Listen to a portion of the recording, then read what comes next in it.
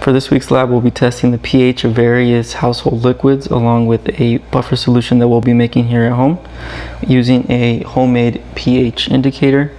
So first thing we're going to need is a cup of boiling water, which as you can see I got going here.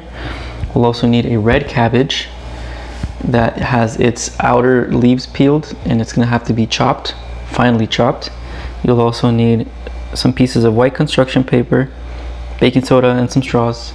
And then obviously our liquids that we will be testing, which are going to be, in my case, I'll be doing some lemon juice, apple cider vinegar, soda, water, and then some Awesome, some Fabuloso, some glass cleaner, and Clorox. So here we have our 1 cup of boiling water. We have our 1 cup of chopped cabbage. So we're going to go ahead and add this in there. We'll turn off the water, give this a little shake, and we'll let it steep for about 20 minutes. So it's been about 20 minutes that the cabbage has been steeping. Now we have our colored water in there, and we also have our pieces of white construction paper that are going to go in the color solution as well. As you can see, we're allowing them to kind of fully absorb the water, being very careful not to spill it or anything, since this colored water really does stain. If it gets on your clothes, it will stay on your clothes, so be very careful. So we'll let that submerge and we'll let it sit there for about another 5 minutes. It's now been about 5 minutes that these pieces of construction paper have been sitting in our color liquid. We can now remove them. We'll just have to shake out some of the cabbage that's on there. Do the best as you can. And then transfer the papers to a plate with the paper on top of it.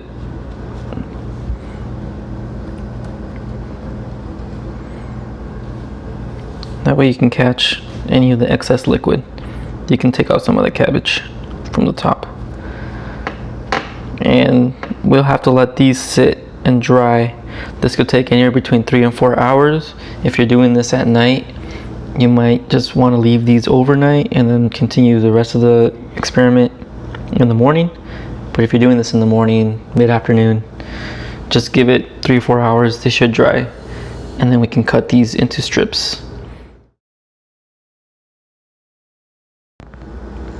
Our pH indicating squares have dried, and I've cut them into strips.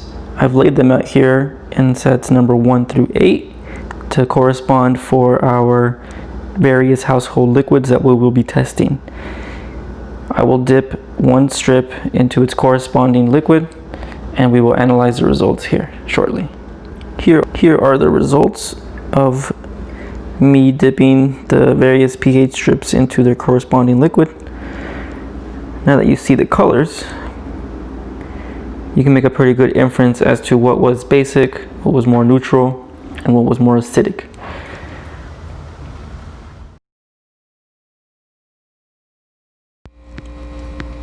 We are now going to make our buffer solution. We're going to take about 2 cups of water, which I have approximately measured out here in the styrofoam cup, and then we're going to add half a tablespoon, or half a teaspoon, my bad, baking soda in there. We'll give that a quick stir to make sure it gets fully dissolved. And then for the next 2 minutes, using this straw, I'm going to blow air into it to serve as my carbonic acid to create our buffer.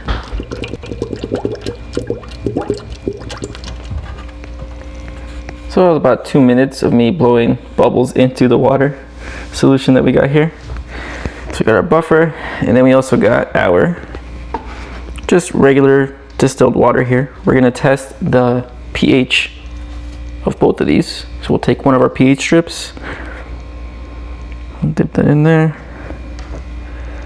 That's our first one. And then we'll also take the pH of just regular distilled water.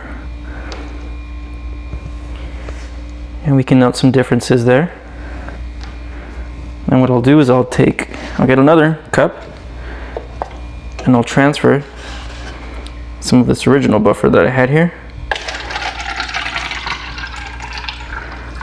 In here. And then we'll perform a test using our lemon juice. To our second buffer, we're going to add about a teaspoon of our lemon juice here.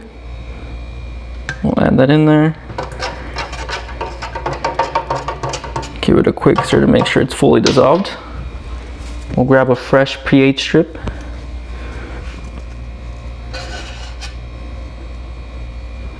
Test our buffer. Right, so remember that's our buffer 1, that's our distilled water. This is what we just did. We'll do this again. We'll add a second tablespoon or teaspoon of lemon juice. Give it another quick stir.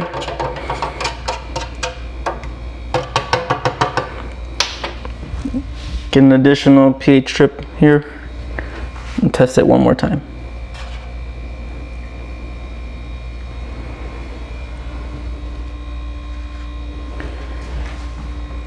We'll let it sit for a little bit. So after waiting a few minutes, we can make an inference as to how well the buffer worked, considering the differences in the color of our pH strips.